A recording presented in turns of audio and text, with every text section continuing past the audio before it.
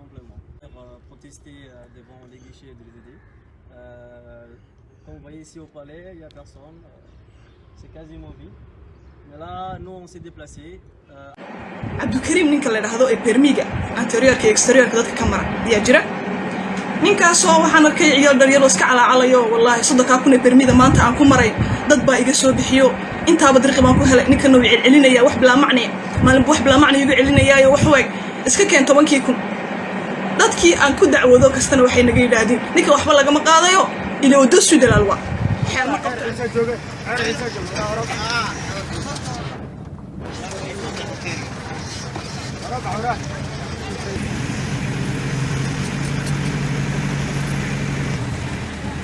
Mouna Chalana est une jeune citoyenne, pleine de dignité et d'intelligence, injustement poursuivie pour son combat et ses idéaux.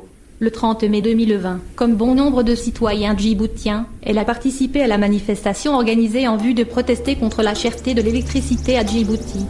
Fer de lance du mouvement spontané pour une électricité moins chère à Djibouti, elle a été immédiatement licenciée. Clairement, ce fut un abus de pouvoir et une injustice terrible qui a indigné plus d'un et provoqué un élan de solidarité. Pourtant, elle n'était pas la seule à descendre dans la rue pour réclamer la baisse du coût exorbitant de l'électricité, qui accable les ménages les plus précaires en particulier et les familles djiboutiennes en général. Croyant à la justesse et au bien fondé de la noble cause sociale qu'elle défendait, elle a eu la témérité et l'audace de s'entêter dans son combat, et se face aux menaces et intimidations qui émanaient de sa hiérarchie. Elle n'a pas cédé à ces pressions, ce qui lui a valu son licenciement abusif, mais qui a débouché sur le gain de cause qu'a obtenu le peuple djiboutien, la baisse de 5 francs de moins du kilowattheure d'électricité, ce dont elle s'est dit aujourd'hui extrêmement fière. Première bataille remportée avec panache. Éprise de justice, soucieuse du sort des faibles, des exploités, des opprimés, elle a eu le courage de dénoncer les pratiques corrompues et les magouilles d'un certain Abdou Karim sur Facebook, qui a l'habitude d'exiger à ses clients de lui verser des pots de vin de 10 000 francs, sans quoi ils n'auront pas leur permis de conduire, et qui jouit notoirement d'une impunité totale. Il l'a accusée de diffamation et a porté plainte contre elle. Accusation qui fait sourire car absurde.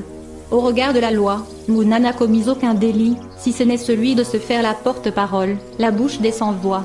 Ceux qui se plaignaient de payer cette somme exigée par cet individu, face à une machine judiciaire instrumentalisée par le régime en place, et qui est clairement au service des puissants au détriment des faibles, nous vous demandons de serrer les rangs derrière notre Jeanne d'Arc nationale.